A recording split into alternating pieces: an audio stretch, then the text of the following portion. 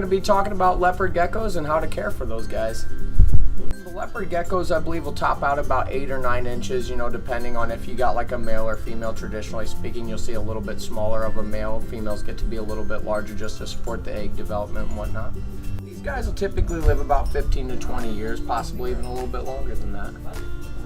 These guys are going to be from Pakistan, very dry area, very hot.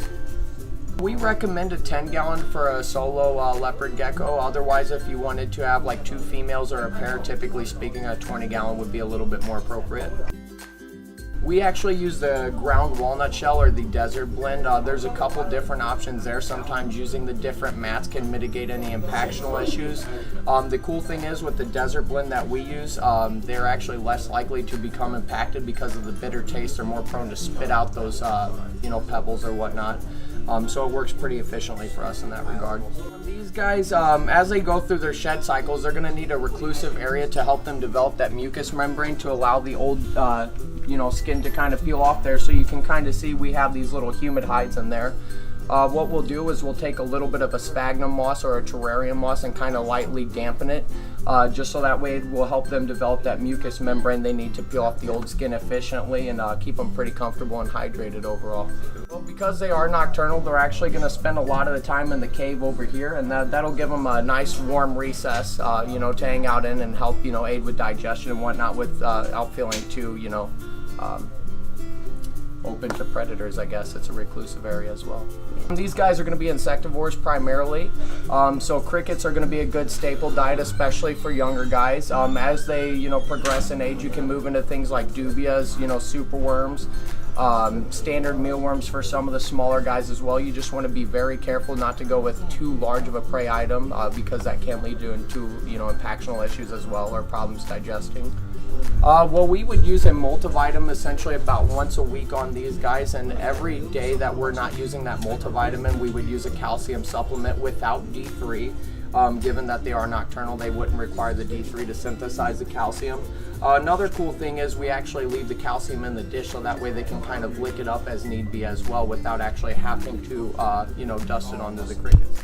So these guys would typically bask about 95 degrees, and they don't require any special lighting, just a UVA heat source. They don't need the UVB because, once again, they are nocturnal in that regard.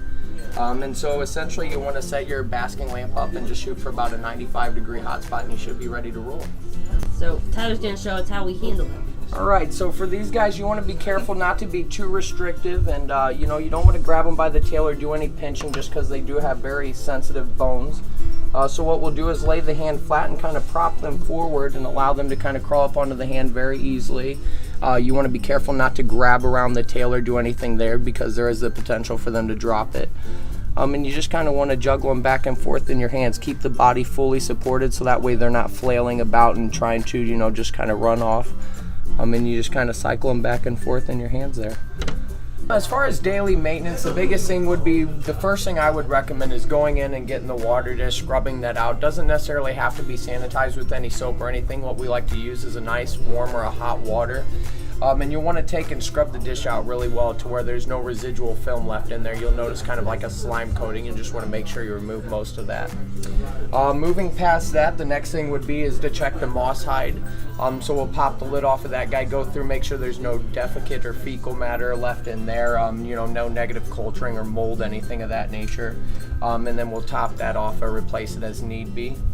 Moving on from there, I guess I would generally go to the worm dish, make sure that there's no residual, dead worms or any nastiness building up in the calcium. Maybe refresh that, wipe the dish out in a similar manner like we would use the water bowl. Moving past that, it would be going through the substrate or the bedding of your choice, and then just trying to make sure that you remove any of the feces that are left in there. So if you'll notice, we actually have a little bit of defecate here in the back corner. So what I've noticed is that they will usually coordinate one spot in the enclosure, and from that point on, they will actually actively go back to the same place in order to poop or defecate. Which makes it very nice. You won't really have to look around too much. I always recommend checking most other places just in case, but typically speaking, you'll find it in one coordinated area. So here I'm just going to take this little Repti scoop through Zoom Ed there, and we just sift this out similar to like a kitty litter box. We'll just shake out the crushed walnut shell, let whatever fall through will still be good, and then you'll see the nasty poop kind of left over. We'll just take and dump that from there, and we're all ready to go.